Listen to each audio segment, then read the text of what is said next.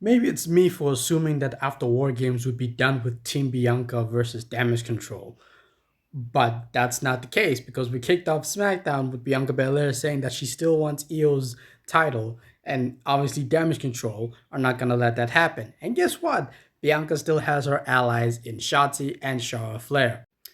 Bobby Lashley defeated Butch.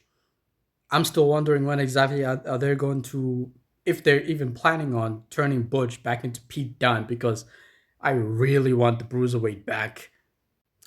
And then we had Santos Escobar beating Joaquin Wilde. After the match, she obviously started beating him up because, Santos is a heel.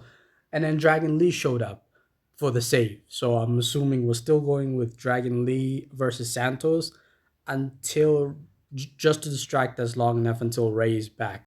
United States champion Logan Paul finally showed up, and he decided to announce that there's going to be a number one contenders tournament to decide who faces him for the title. We're going to have Santos Escobar, Bobby Lashley, Dragon Lee, Karrion Cross, Austin Theory, Grayson Waller, Kevin Owens, and one superstar from NXT.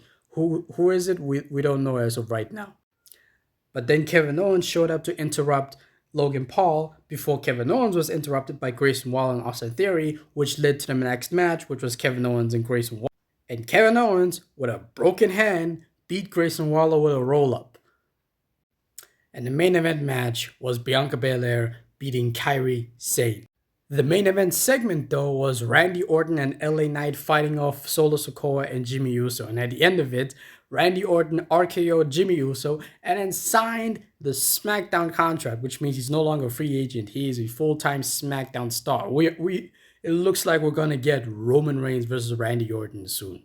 And in next week's episode of SmackDown, we're gonna get Dragon Lee versus Santos Escobar and Bobby Lashley versus Karrion Cross, the first two matches in the United States Championship number one contenders tournament. And not only that, we are getting CM Punk on SmackDown next week. And you know who else is on SmackDown? Paul Heyman. They better not just ignore the fact that Paul Heyman and CM Punk will be in the same building next week.